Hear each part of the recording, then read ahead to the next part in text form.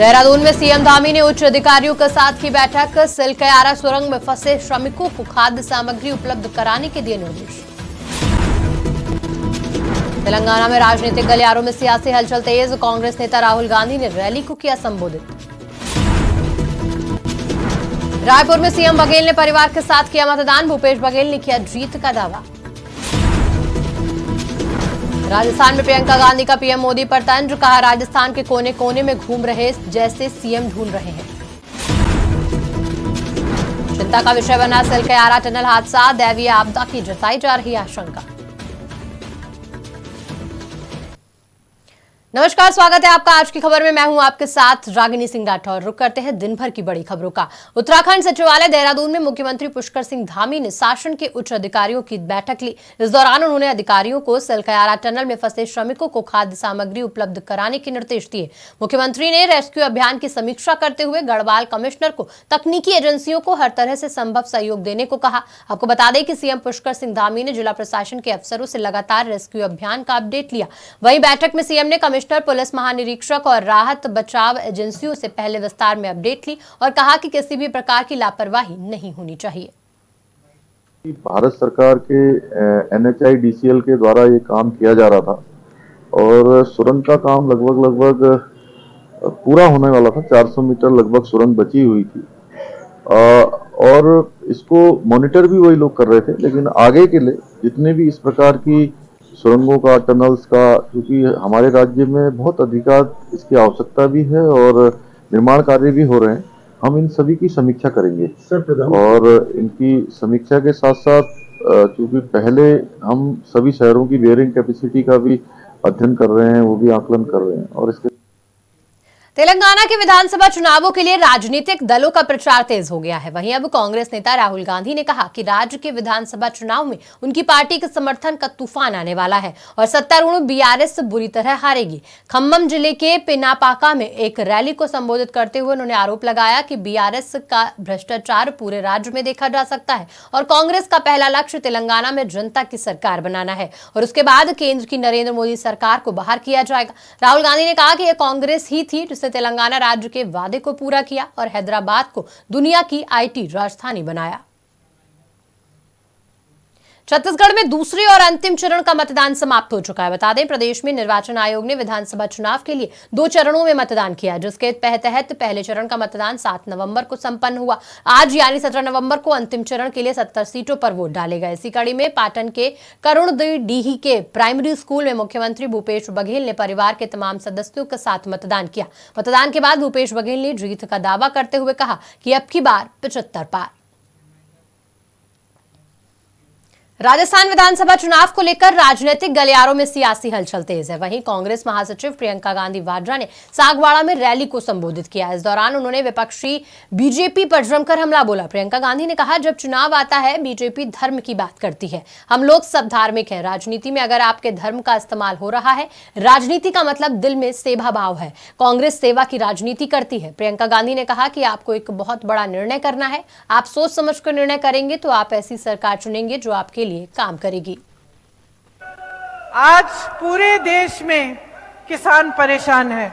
आपने खुद देखा कुछ 1.5 साल पहले जब किसान आंदोलन कर रहे थे, लाखों किसान दिल्ली में थे।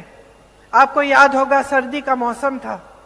आपको याद होगा कि उस समय सैकड़ों किसान शहीद भी हुए। एक मंत्री के बेटे ने 6 किसानों को यूपी में अपनी जीप के नीचे पीस दिया। फिर भी हमारे प्रधानमंत्री अपने घर से निकल के उनसे बात करने तक नहीं आए। फिर भी उनकी समस्याओं के लिए सुनने के लिए कोई नहीं आया।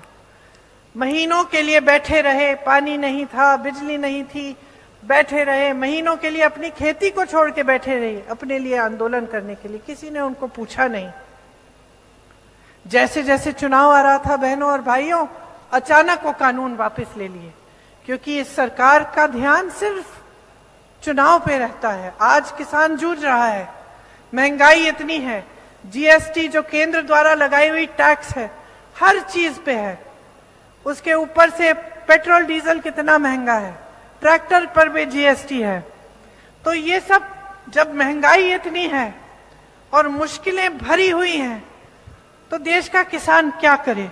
यहाँ पर हमारी सरकार ने सोचा कि जब इतनी परेशानियां हैं तो अगर हम कर्ज माफ कर लें तो कम से कम कुछ राहत मिल जाएगी। ये सिर्फ कांग्रेस के प्रदेशों में ये काम हो रहा है और यहाँ राजस्थान में लाखों किसानों को 14,000 करोड़ तक उनका कर्ज माफ किया गया है। आपने कहा गहलोत जी कि जब लंपी महामारी आई थी तो सबसे ज्यादा मुआवजा भी यहाँ दिया आपने। आप कहीं भी चले जाए मध्य प्रदेश में, पूछिए कोई ऐसा जिला इलाका है जहां इतना खर्चा है भाजपा ने सड़कों को बनाने में। वहां घोटाले पे घोटाले हैं बहनों और भाइयों, 250 से ज्यादा तो घोटाले हैं। हर घोटाले में हजारों करोड़ रुपए जनता से लूटे हैं। आपकी संपत्ति आपसे छीनी है और बड़े बड़े उद्योगपतियों को दी है। यहां आपकी संपत्ति वापस आपके हाथों में आ रही है। आपकी सागवाड़ा से सीमलवाड़ा तक जो भीका भाई नहर पूरी करने की मांग है, इसके बारे में मुझे मालूम है और गहलोत जी भी इससे वाकिफ हैं। और इस मांग को गहलोत जी आप अगर वापस सरकार में आएंगे तो जरूर पूरा करेंगे। उत्तरकाशी के सिलकयारा में हुआ टनल हादसा भले ही सरकार और प्रशासन के लिए चिंता का विषय बना है, लेकिन इस बीच इस हादसे के कारणों में एक कारण दैवीय आपदा भी सामने आ रही है। जहां स्थानीय लोगों का मानना है कि सिलकयारा टनल में भूधसाव की ये पहली घटना नहीं, बल्कि इससे पहले भी 2 बार ये टनल के अंदर घटना घट चुकी है। स्थानीय लोगों की बात माने तो टनल के पास भगवान बौखनाक का मंदिर बनाया गया था, जिसे टनल निर्माण के दौरान कर्मचारियों द्वारा हटा दिया गया था। यही कारण की वजह है से भगवान बौखनाक नाराज हो गए और उन्होंने इस आपदा को जन्म दे दिया। स्थानीय लोगों की इस थ्योरी को अब कंपनी के अधिकारी भी मानने लगे हैं और यही वजह है कि अब निर्माणदायी संस्था की तरफ से बौखनाक मंदिर के पुजारी को टनल निर्माण वाली जगह पर बुलाया गया और पूजा अर्चना कराएगी। स्थानीय लोगों की मांग है कि टनल वाली जगह पर भगवान बौखनाक का मंदिर दोबारा बनाया जाए। बोलना चाहता हूँ कि यहाँ पे दैव शक्ति ही रुष्ट हो रही है। ये बाबा बौखनाक की धरती है और मेरे को 4 सालों से यहाँ पे आवास होता जा रहा है। सपने में आ रहा है मेरा, क्योंकि मैं अब लोगों को मैं नहीं जानता कि इनके सपने में क्यों नहीं जा रहा, क्योंकि भैंस और देवता जो है ये। भारत पे के को फाउंडर अश्नीर ग्रोवर और उनकी पत्नी माधुरी जैन को दिल्ली के इंदिरा गांधी अंतर्राष्ट्रीय हवाई अड्डे पर रोक दिया गया।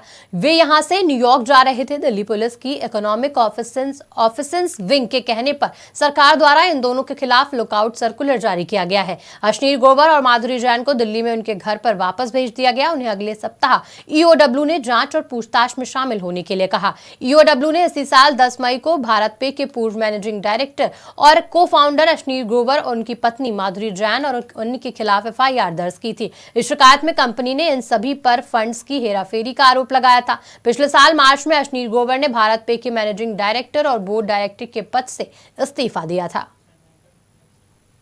फिलहाल बुलेटिन में इतना ही। देश दुनिया की तमाम बड़ी खबरों के लिए देखते रहिए आज की खबर।